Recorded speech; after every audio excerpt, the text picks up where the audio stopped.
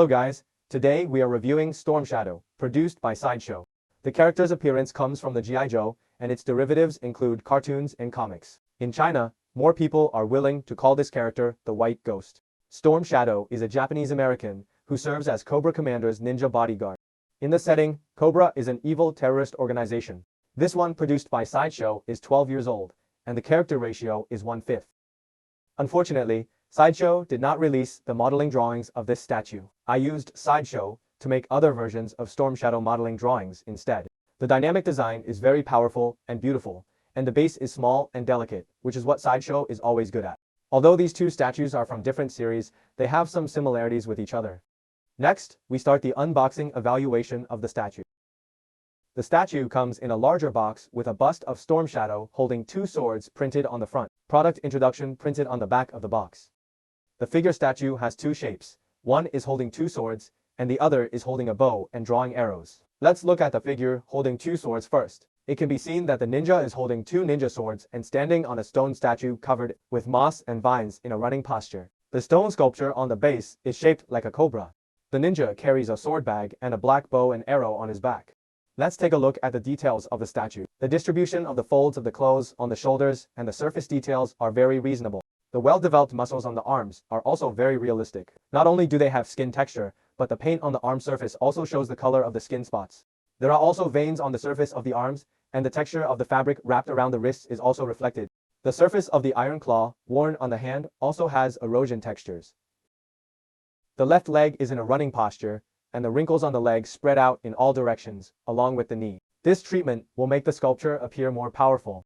There are stains on the sides of the shoes worn by ninjas. The stains are in the shape of sprayed mud dots, and the color is a little grass green. The purpose of this kind of painting treatment is to make the sculpture figures closer to the environment of the base. The right foot is also painted with old stains, and the right leg has a backward force. We can see that the muscles in the calf are in a tight state, and the folds are rising as the leg is stretched. The junction of the pants fabrics also has stitching details. Follow the camera, and let's take a look at the details of the base.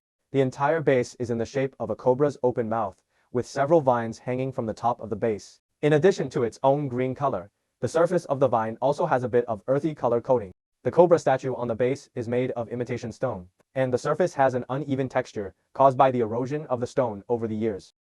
The front view design of the statue is also very exciting. We can better see the posture and movement of the statue.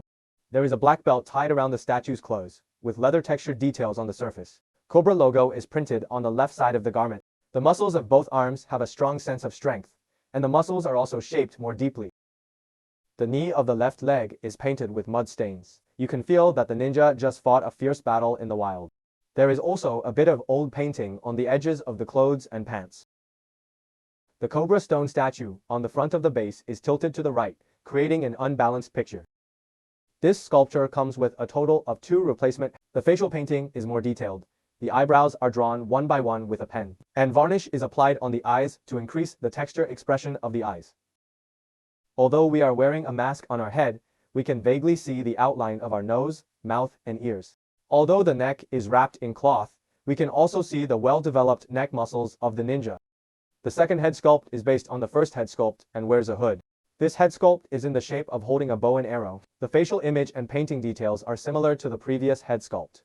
From the side, you can see the sewing details of the hood and the drooping folds of the clothing. The distribution of hood folds looks very comfortable and reasonable. Looking at the other accessories, we can see that the proportions for the large-scale depiction of the ninja sword are very accurate. The finger joints are very tough and powerful, and the proportions of the fingers are also quite accurate. The iron claw worn on the back of the hand has imitation iron coating and rivets on the surface, and also has a slight metal surface erosion texture. The fingernails are also painted pink, which is clearly distinguished from the color of the palm. The bow and arrow are made of plastic, and the overall color is black. The bowstring is made of an elastic cord, which has good elasticity. This is what the sculpture will look like after all the replacement parts are installed. The left hand changes to holding a bow and arrow, and the right hand changes from holding a knife to drawing an arrow. The head sculpt has been changed into a hood shape that is better suited for archery movements. The quiver worn on the back is painted black as a whole, and contains several feather arrows. The surface has staggered and parallel textures. The ninja still carries a ninja sword that has been sheathed on his back. It seems that he is carrying out a secret assassination mission at this time. From this angle, we can see the black cloth belt tied around the waist, with knitted texture details engraved on the surface. There are also depictions of blood vessels on the right forearm, and the surface of the blood vessels is painted light blue. The character statue design of SIDESHOW has clear priorities, and each angle has a different point of view.